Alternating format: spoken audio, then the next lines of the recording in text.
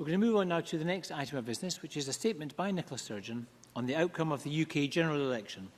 The First Minister will take questions at the end of her statement, so I would encourage all members who wish to contribute or to ask a question to press their request to speak buttons as soon as possible. And I call on the First Minister. Presiding Officer, with your permission, I do wish to make a statement on the outcome of last week's general election.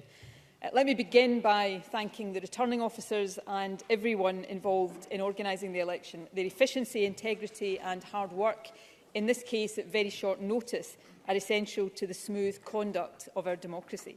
I also want to congratulate successful candidates from all parties and commiserate with the unsuccessful candidates. As somebody who stood unsuccessfully in 2 Westminster general elections, I do have a good understanding of how they will feel. In addition, it's worth recognising that this was the first December general election in more than 90 years, and I suspect that the candidates and activists who are still thawing out will hope that it's some time until the next winter election takes place. However, notwithstanding the challenges of bad weather and dark nights, it is important to note that turnout in Scotland actually increased, a fact that I'm sure will be welcomed by all of us. Presiding Officer, the election was comprehensively won in Scotland by the SNP. Indeed,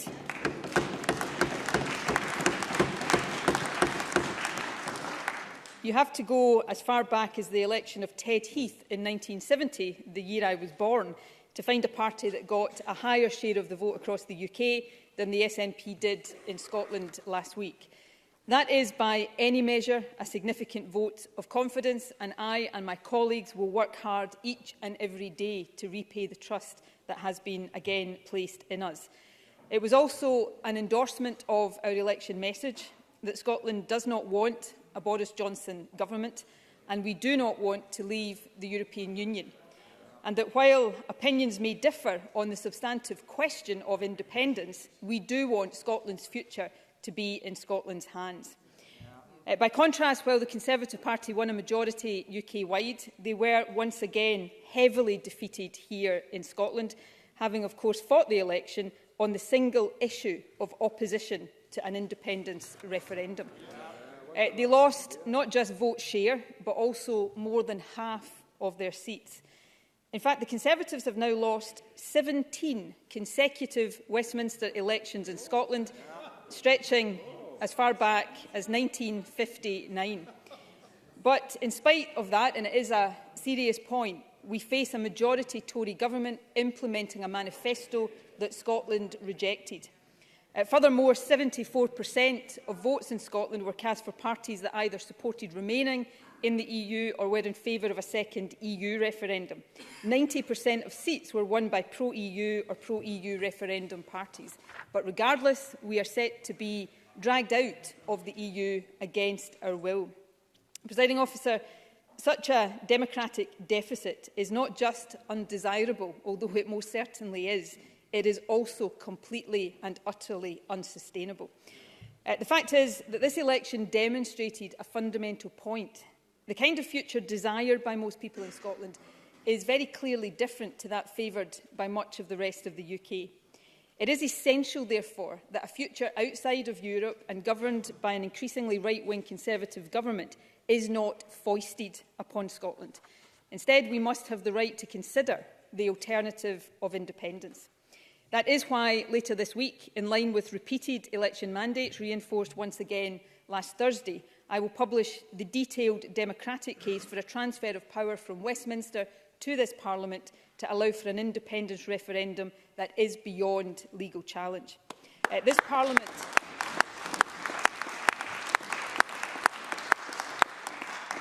will also vote on the final stage of the Referendum Scotland Bill, which puts in place the framework for a future referendum.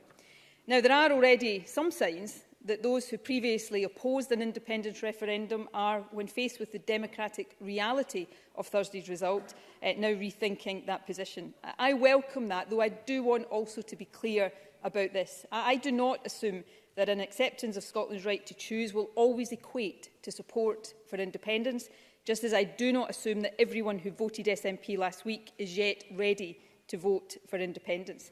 I recognise the work that those of us who support independence still have to do to persuade a clear majority in Scotland that it is the best way forward for our country. But nevertheless, it is clear that there is a growing cross-party recognition that election mandates must be honoured, that there has been a material change of circumstances, and that the question of independence must be decided by the people and not by politicians. Given the nature of what we are facing in terms of UK governance now, that is now a matter of some urgency, which is why this government wants people to have a choice next year. Back in the early 1990s, when Scotland was then also facing the prospect of a fourth Tory government with no mandate here, there was a coming together of political parties, communities and Civic Scotland. That resulted in the establishment of this Parliament. This Parliament, of course, has achieved much, but a new Brexit-focused Tory government presents risks that few could have predicted at the dawn of devolution. So I hope in the coming days and weeks we will see a similar coming together around the idea of Scotland's right to choose a better future. Of course, we must also redouble our efforts to protect Scotland as best we can with the powers we already have. This government is determined to do that, and I would ask other parties in this chamber to support us in that task. To cite just one example, the Resolution Foundation last month published research showing that under Conservative plans for social security, child poverty could reach a 60-year high. By 2023, more than 1 in 3 children across the UK could be living in poverty.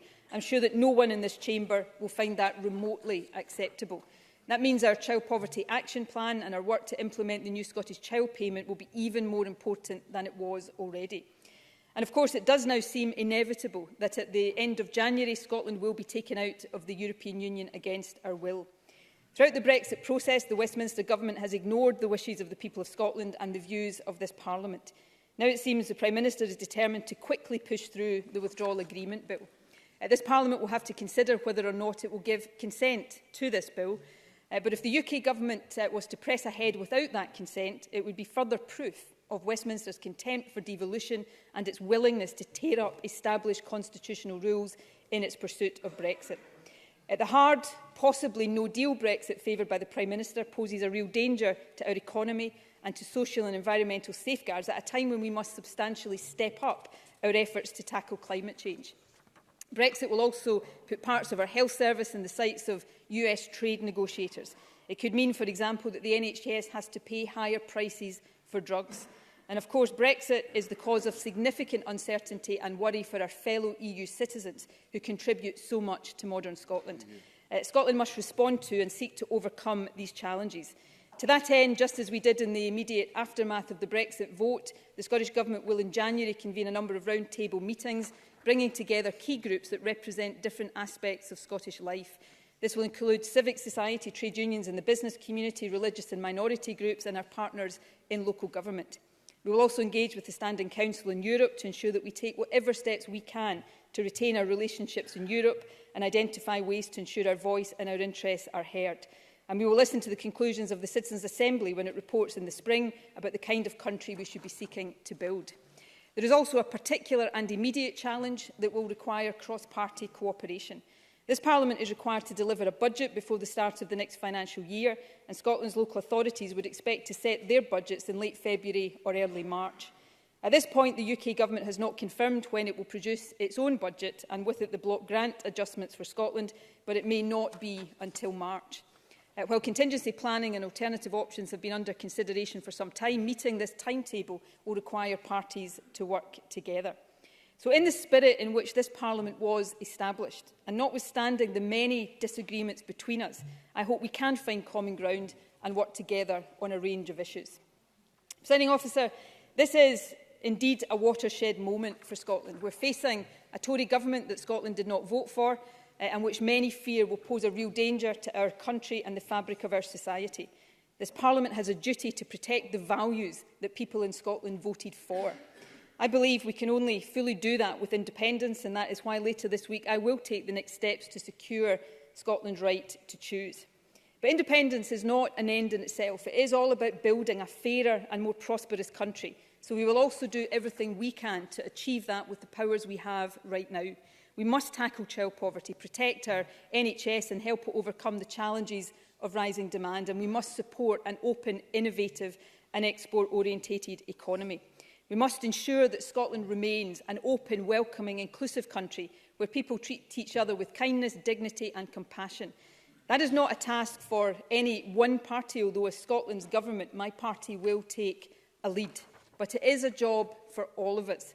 My commitment is that I will seek to work with members across this chamber and with Civic Scotland as we face the challenges ahead, and most importantly, as we seek to build the better, fairer, more prosperous Scotland that people did vote for.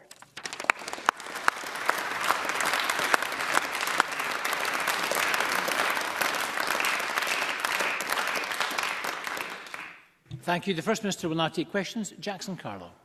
Presiding Officer, I cannot help but contrast the First Minister's haste today in making this statement with 2 years ago in 2017, when we were obliged to wait 3 long weeks after the general election before the First Minister deigned to provide Parliament with her thoughts. I'm trying to think what's different.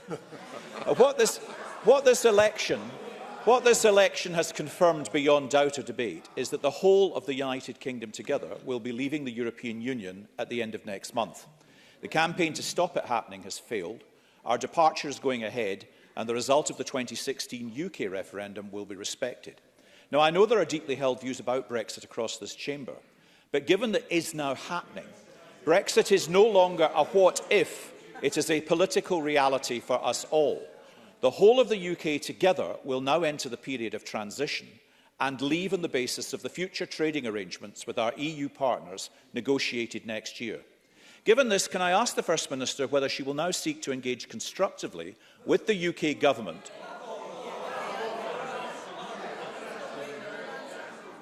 whose responsibility it is to lead those negotiations in our future relationship as we prepare to leave? Will the First Minister give Parliament an assurance that she will do so not on the basis of pointlessly seeking to further frustrate Brexit, but acknowledging that it will now happen? Will she seek to represent those key interests in Scotland whose future prospects depend on her doing so? For example, the North East fishing industry, which stands to benefit from our departure. And will she heed the words of those business organisations like the CBI, who are urging us all to break the cycle of uncertainty that has hung over Scotland for so long, so that we can all move on together? First Minister. Well, can I say to Jackson Carlow, after the 2017 general election, I took time to reflect on the results. Can I respectfully suggest that Jackson Carlow really should do the same now? I remember being told by the Tories back then that because the SNP had lost a third of the seats we then held, even although we had won the election overwhelmingly, we had no right to implement the manifesto commitments that we had put forward in that election. But here we are today, and the Tories lost the election overwhelmingly in Scotland and lost more than half of their seats. And we have the ridiculous position where they argue that it's their manifesto that should be implemented, not the manifesto of the party that fairly and squarely won the election. And they fought this election on the sole issue of opposition to an independence referendum. Here's what the Tories said the day before the election last week. Either Nicola Sturgeon wins and gets Indy Ref 2, or you can vote for the Scottish Conservatives. Well, Nicola Sturgeon and the SNP did win the election, and democracy, frankly, should follow. And lastly, I will do what I have done for 3.5 long years on the issue of Brexit. I will try to engage with a UK government and try to protect Scotland's interests. But if the experience of the last 3 years is anything to go by, I'd be better advised to bang my head off a brick wall. Because Conservatives at Westminster are not interested in Scotland's voice and have no interest in standing up for Scotland's interests. And I say to Jackson Carlow, for him to stand up in this chamber and gloat about the fact that every part of the UK will be leaving the EU together is a disgrace. It is a democratic disgrace that Scotland faces being dragged out of the European Union against our will. That is why we should have a choice over a better future. And if the Scottish Conservatives had any respect whatsoever for democracy, that's exactly what we would have.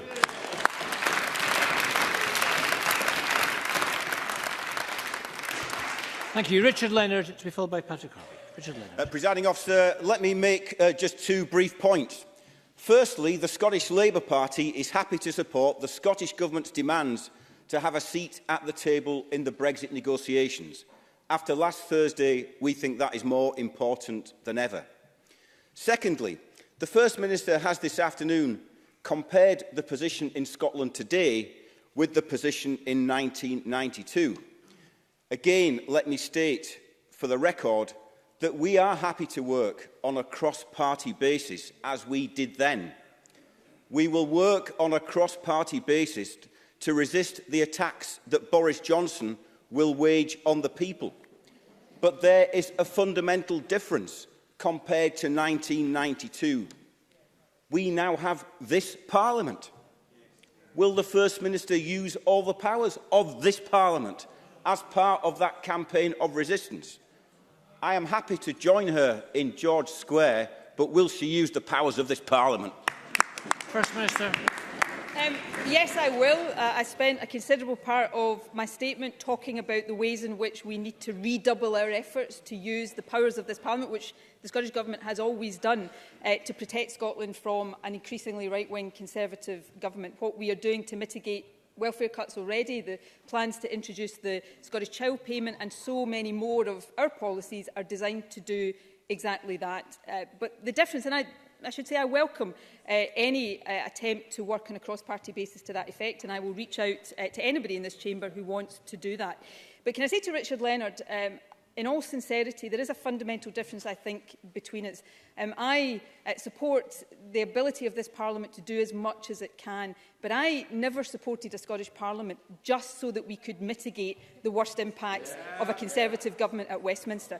I believe fundamentally that this Parliament will be better as an independent Parliament so that we don't have to mitigate what a Tory government does, so that we can decide for ourselves the policies that are right for Scotland. I respect that when push comes to shove, and I disagree with this, but I respect it as the reality, when push comes to shove, Richard Leonard is happier with a Conservative government at Westminster than self-government for Scotland. But for all of that, the point which we should be able to unite around is this. It's not for me to decide that. It's not for Richard Leonard, Jackson Carlaw or Boris Johnson to decide whether or not Scotland should become independent. It is for the Scottish people to decide whether Scotland should become independent. My party has a mandate to offer that choice, and I know there are many voices which I welcome in Scottish Labour saying that that mandate should be respected, and I think Richard Leonard should reflect very, very carefully on that point. Patrick Harvey, to be followed by Willie Rennie. Patrick Harvey. Thank you, Presiding Officer. The Scottish Greens are more than ready to campaign again for Scotland's future to be decided by the people who live here and for independence to be the path that we take. We're ready for that campaign to begin, and we're ready to win that campaign as well. But the Scottish Government must recognise that it has a more urgent task first, which is to protect people from the party which brought us the bedroom tax, the two-child limit and the anti-immigrant hostile environment. That Boris Johnson government, now that it has a majority, can expect it to be brutal toward the most vulnerable people in our society. Does the First Minister agree that investment in public services, in community resilience and in local support networks has never been more important, and this must be a feature of the budget that we see in the coming weeks ahead? Can I also ask about one policy from the UK Government that they haven't put much flesh on the bones of yet? The industrial-scale tax avoidance and money laundering scam known as free ports. Can we have an assurance that the Scottish Government will do everything possible to resist the application of that policy in any part of Scotland? First Minister. Well, on that point, I've been very clear. The way to ensure that we maximise trade between Scotland, all of the UK and the rest of Europe is not through free ports, it's through staying in the customs union and the single market, preferably staying in the European Union. Anything short of that is second best and also raises a range of other questions as well. On Patrick Harvey's main question, I absolutely agree that we have an immediate task to protect Scotland as much as we can from a Conservative government. That's what we have been doing for the past few years since the Tories have been in government. We've mitigated welfare cuts. We're spending more than £100 million every year doing that, including the bedroom tax. We are using the welfare powers, albeit very limited welfare powers. We now have to raise the incomes of the poorest in our society. But of course, our ability to do that will always be constrained by the budgetary decisions that are taken at Westminster. Our budget at the end of this decade will be £1.5 billion in real terms, lighter than it was at the start of this decade when the Tories took office. So you'll get no argument from me on the need for us to do everything we can to protect people from the Tories. But the best thing, and I know Patrick Harvey agrees with this, the best thing we can do to protect Scotland from the Tories is make sure we give them the choice of an alternative future where we never, ever again have to put up with a Conservative government that we don't vote for. That's the benefit of independence, so that we can have our disagreements in this Parliament. People can vote in elections, but they get the governments they vote for, not governments foisted upon us that do so much damage. That is why giving people in Scotland that choice is so urgent, because I don't want for the next few years Scottish governments of whatever colour, of whatever party is in them, to only be able to mitigate the impact of Tory policies. I want us to be able to escape Tory policies completely and once and for all, and that is what we get with independence. Willie Rennie. Can I congratulate the First Minister on her election last week? She achieved 45% of those who voted. But can I question whether all those who voted for the SNP voted for another independence referendum? John Nicholson failed to mention independence on his campaign leaflet setting out SNP priorities. MP Richard Thompson, he said this: "A vote for me is not a vote for Scottish independence, and I will never, ever try and claim it as such." So surely the First Minister must see that the country has had enough of the division, that we need to learn the lessons of Brexit, not repeat them with independence, and that she has failed to even persuade half of the country that there should be another referendum. First Minister. I think many people across the UK showed last Thursday they've certainly had enough of the Liberal Democrats, but that is another matter altogether. I don't know, I mean, it's a matter for the presiding officer, but I think we might save a bit of time in this Parliament, presiding officer, if we just combined the Tory and Liberal questions, because they're pretty much exactly the same anyway, the same deeply undemocratic approach to Scotland's ability to choose our future. I said when I was responding to the results in the early hours of Friday morning, I said it again in my statement today, I do not assume that everybody who voted SNP last week supports independence. That's the quote he read out from Richard Thompson. But what I do think is absolutely reasonable to say and not credible to deny is that people understood the SNP's proposition when it comes to offering people in Scotland a choice. Now, before this election, the Tories and their Liberal partners, when it comes to this issue, said that I didn't talk about anything other than an independence referendum. Now, since we've won the election, they're trying to say we didn't tell anybody that was our policy. It is completely ridiculous. But one thing I'd say is this. We were clear about our policy, but even if we hadn't been, the Tories and the Liberals were very clear about our policy on this. They said, Jackson Carlos said, opposition to an independence referendum was on the ballot paper. Yeah. Well, yes, it was on the ballot paper, and the Conservatives and the Liberals lost the election. In terms of share of vote, in terms of the percentage of seats won by the SNP in Scotland, both of those higher than Boris Johnson has in terms of the mandate he's claiming to get Brexit done. I have to say, this contempt for democracy is not making these parties seem tough, it's making them seem ridiculous. And the more contempt they pour on Scottish democracy, the more support for Scottish independence will rise.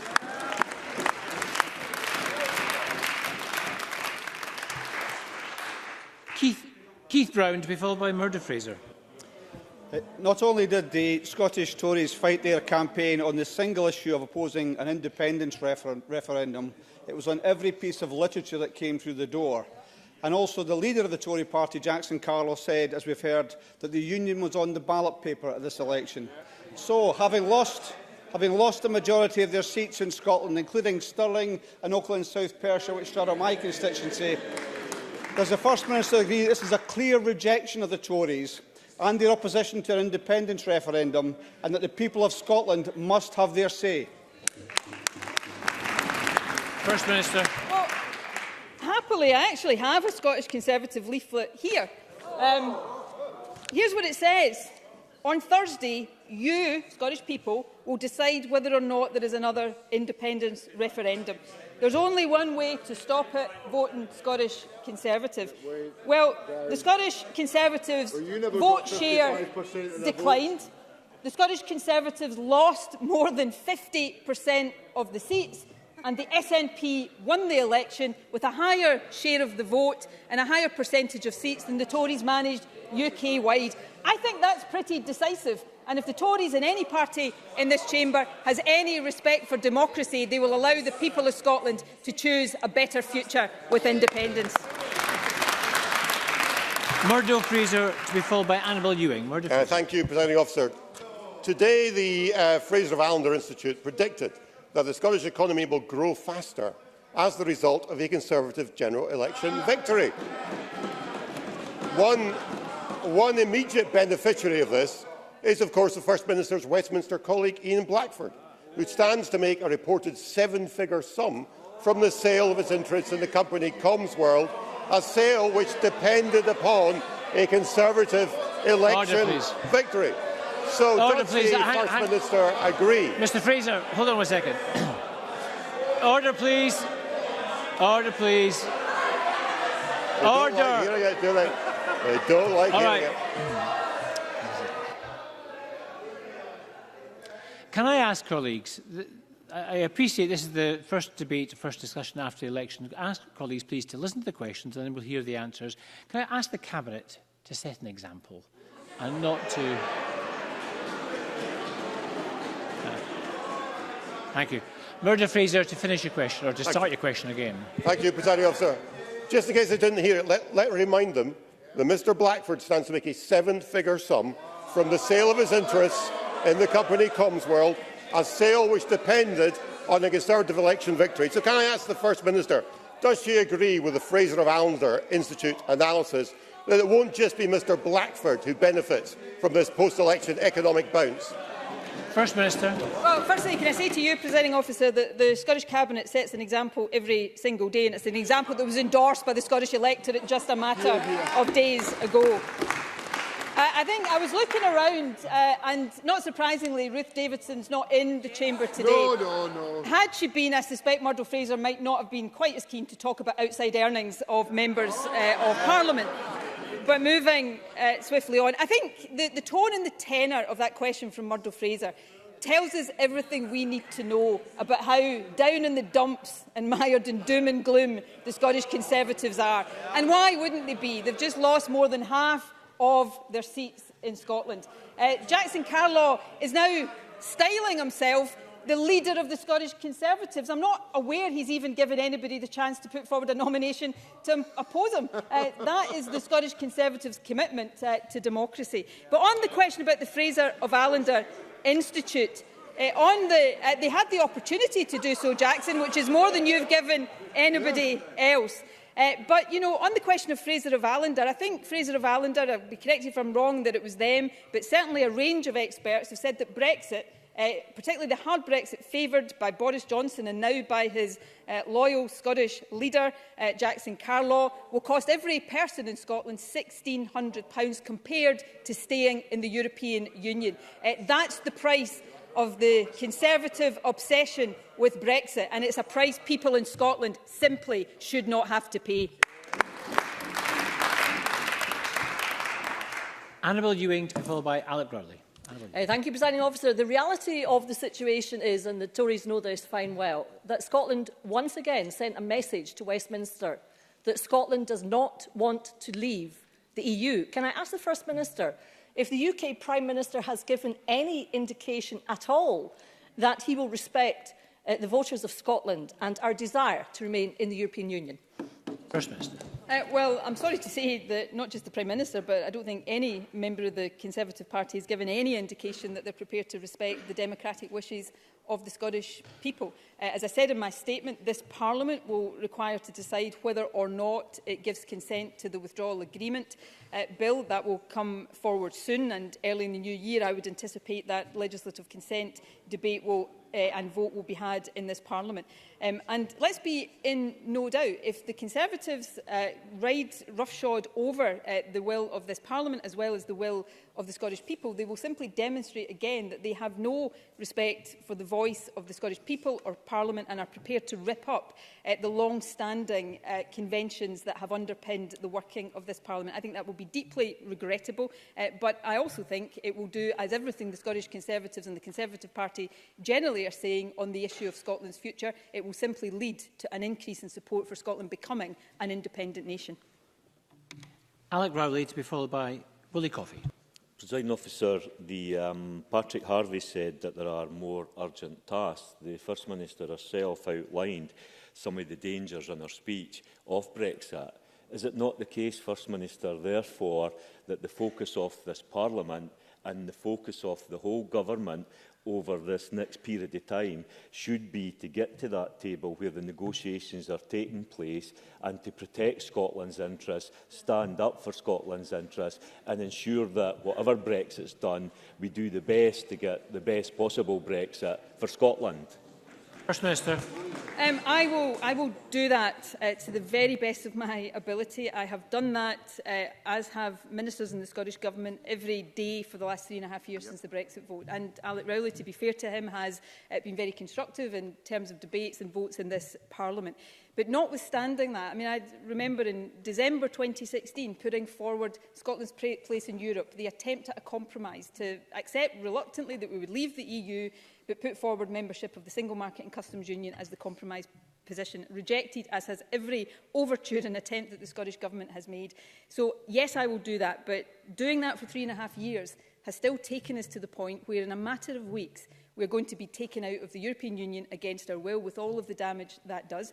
We hear this morning talk of putting into the withdrawal agreement bill the hard deadline to the extension period, which brings the possibility of a no-deal Brexit back to the fore, with the even deeper damage that will do. At some point, and I do, because I've got great respect for Alec Rowley's position on some of these matters, there comes a point where Labour will have to decide whether it wants to always be trying to mitigate what Tories do to Scotland and always accepting the second best, because the best possible Brexit is not a good Brexit, because there is no such thing as a good Brexit, and Scotland voted against any Brexit. So Labour will have to decide, is that their role in politics, to mitigate what Tory governments do to Scotland, or have they got a bigger role to play in an independent Scotland where we can actually have positive debates about the fairer, more prosperous country that I believe, working together, we'd be able to build? Willie Coffey to be followed by Liam Kerr. Willie Coffey. Thank you. I'm sure the First Minister knows that the UK Prime Minister can't be trusted with our NHS. Could she outline the next steps that our SNP MPs will take to protect our NHS from privatisation and the prospect of a Tory-Trump trade deal? First Minister. Well, in the SNP manifesto, we put forward the suggestion of an NHS protection bill to very expressly and explicitly protect the NHS from privatisation and from the impact of trade deals. That bill that we proposed would also give a role for this Parliament and the Welsh Assembly and the Northern Ireland Assembly. Hopefully it will be up and running again soon when it comes to the agreement of trade deals. I very much hope and expect that the new enlarged group of SNP MPs will seek to progress that in the House of Commons, because there is no doubt, despite the panicky denials we got from Boris Johnson and indeed from President Trump in this election, there is no doubt that a trade negotiation between the UK and the United States of America, particularly under this US administration, puts our NHS at risk, and all of us have a duty to do everything we can to protect it from that. Liam Kerr, to be followed by Jenny Gilruth. Liam Kerr. Presiding Officer, in the last week, we've heard Derek Mackay describe the UK as a dictatorship, Stuart Hosey describe the Prime Minister as a despot, and the First Minister talk about imprisonment. First Minister, there are countries in the world where these terms have real, terrifying meaning.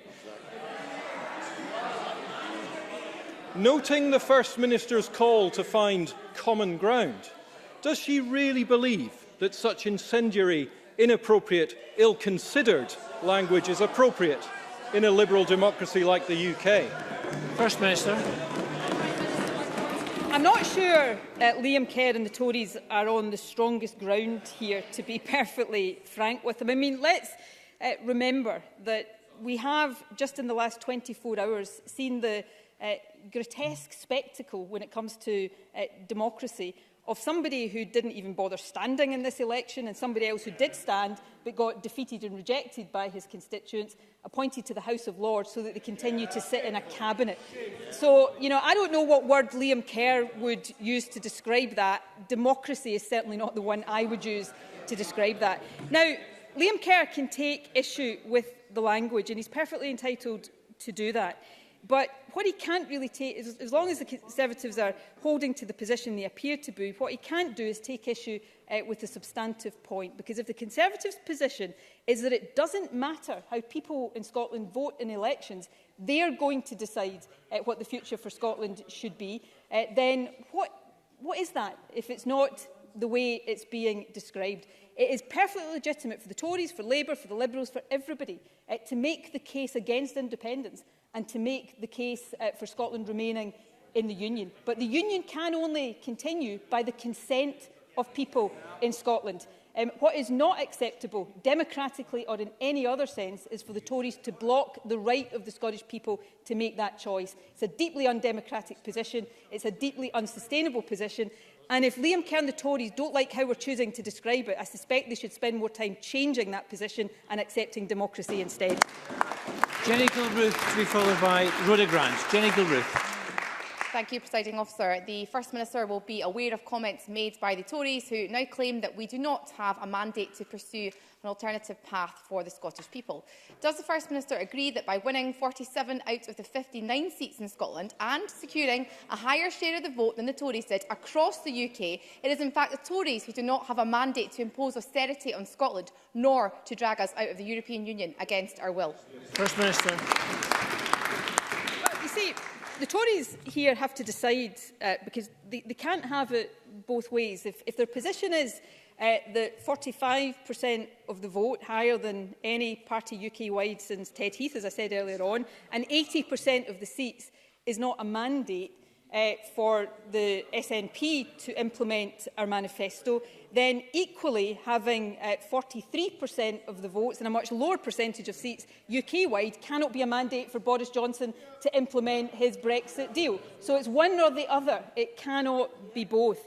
But the Tories, I mean, I can tell, you can often tell these things standing here. There is deep embarrassment emanating from the Tory benches right now, however they deny it. Because what they can't deny is that the only issue they spoke about in this election campaign was their opposition to an independence referendum. The title of the Scottish Tory manifesto was, quote, "No to IndyRef 2."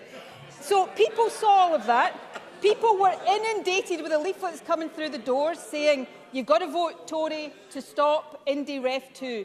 And people in Scotland decided not to vote Tory. They decided instead to take half of their seats away from them and give the election victory to the SNP instead. So the Tories have to decide whether they accept democracy or not. The more they stand against democracy, the more support for Scottish independence is going to rise. They should be well aware of that. Rhoda Grant, to be followed by Rona Mackay. Rhoda Grant. The lateness of the UK budget has major challenges for the Scottish budget. So can I ask the First Minister what contact she has made with the UK Government to resolve the timing of the budget, and when is that likely to be known?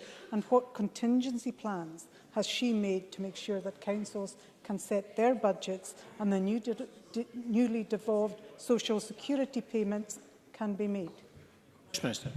Well, the Scottish Government before the election had made contact with the Chancellor of the Exchequer. We've made very clear the impact of such a delay to the UK budget on our ability to put forward and pass a budget here. We don't yet know when the UK budget will be. We will be making attempts to find that out, but there are reports that it could be as late as March. That has profound implications for the ability of this Parliament to do its job of scrutinising and passing a budget. I would hope all parties would recognise how unsatisfactory that position is and urge the new UK Government to bring forward those plans. But again, I say this to Labour, and almost more in sorrow than in anger, because, you know, doesn't it just paint a picture of how unsatisfactory the current state of affairs is right now, when this Parliament, the National Parliament of Scotland, can't even pass its annual budget because a Westminster Government has decided to delay theirs? No self-respecting Parliament should be in that position. For goodness sake, let's make this Parliament an independent one so that we can not only determine the timing of our budgets, we can determine the contents of the budget for every area of responsibility as well. Surely even Labour can see that's a better position to be in than constantly supporting Tory governments at Westminster over self-government and self-respect for Scotland. Rona Mackay to be followed by Mike Rumbles. Rona Mackay. Thank you, Presiding Officer. The Prime Minister has said he'll introduce legislation to leave the EU by the end of next year, with or without a trade deal in place. Will the First Minister reiterate her intention to encourage all elected representatives across Scotland to work together to protect Scotland's interests and prevent us from crashing out of the EU against our will? First Minister. Well, firstly, can I say how nice it is to see Rona Mackay today? The last time I saw her was in Eastern Bartonshire on the eve of poll as we were campaigning for Amy Callaghan. On the substantive issue there, I agree absolutely. We must do everything we possibly can to protect Scotland's interests. We must make sure that when it comes to trade negotiations, the voice of this Parliament is heard as far as we possibly can. But I can't, in all honesty, say to the people of Scotland that my experience, that Scotland's experience of the last 3 years fills me with optimism that our voice is going to be listened to and our interests protected. I fear for what trade negotiations will mean for our NHS and public services, particularly those with the United States. What we should be demanding, short of Scotland being independent, is not just a voice, but a vote for this Parliament before trade deals can be signed off. There are many parliaments in other countries that have the Belgium, I think, being an example, that already have the ability to do that. That's what we should be demanding here in Scotland too. Mike Rumbles to be followed by Neil Findlay. The First Minister accepted in her statement that last week the majority of voters across Scotland voted for candidates who did not want another independence referendum. But that's the truth. That is the truth, and the First Minister accepted that in her statement. Does the First Minister think, therefore, does she think that the majority of Scots, to use her own language, therefore feel imprisoned in the UK? First Minister. Well, I didn't say what Mike Rumbles is saying, I said, but I really do think other parties here really have to listen to themselves. They seem to be at great pains to deny the democratic reality that the SNP won the election on Thursday and won it overwhelmingly. And therefore, in democracies, the party that wins the election has the right to implement its manifesto. And I don't think it does any of these parties any credit to deny that reality. I've said repeatedly, I've said it here today, I do not assume that everybody who voted SNP would vote yes to independence in a referendum. But I do believe people in Scotland deserve that choice. Because as we face this juncture, as we face the prospect of 5 years at least of a Boris Johnson Tory government, people in Scotland have the right to choose a better alternative. Whether they opt for that better alternative is up to the people of Scotland, but that is for them to decide, not for us as politicians. And I don't know what other parties, well, I think I do know what other parties in this chamber are so scared about of that prospect. Neil Findlay. When the Tories were rejected in the 80s and 90s, it brought about not a parliament right away, but a constitutional convention that collectively negotiated and agreed a proposal for a Scottish Parliament that was endorsed by the people. Now, as a Democrat, I believe in the sovereignty of the people, but I also believe that no referendum can take place until we know the outcome of Brexit. So will the First Minister change her approach? And will she work across this Parliament, genuinely work across this Parliament, and will she accept that a referendum before we know what is happening with Brexit is the last thing our economy and society needs? Well, look, I will seek to answer this question in what I think may have been the spirit that it was asked, because I am keen to work across party boundaries as much as I can. I recognise there are not everybody, but there are many people within the Scottish Labour Party thinking very deeply about these questions, and I am very open to discussions about how we can find the common ground between us. What I would say, in all sincerity, to Neil Findlay, though, and I understand the argument that we have to wait and see what Brexit looks like. But the other side of that argument is that we shouldn't wait to allow the damage of Brexit to be done to us. We should instead take the opportunity to choose a better future. So that's my view, but I am happy to talk to anybody across this chamber who is willing, as I think Neil Findlay was indicating he is willing to do, is to respect the mandate that this government, the SNP, has, and to respect how people in Scotland have voted in the most recent election, as well as in the previous general election, and of course the last Scottish Parliament election as well. Thank you very much. And that concludes this afternoon's statement. The next item of business is consideration of Business Motion 20222 in the name of Graham Day, on behalf of the Bureau, setting out a timetable for the Stage 3 consideration of the UEFA European Championship Scotland Bill. Could I ask Graham Day to move this motion? Thank you very much. Thank you. No members asked to speak against the motion. The question, therefore, is that motion 20222 be agreed. Are we all agreed? Yes. We are agreed. And we'll move on shortly to the next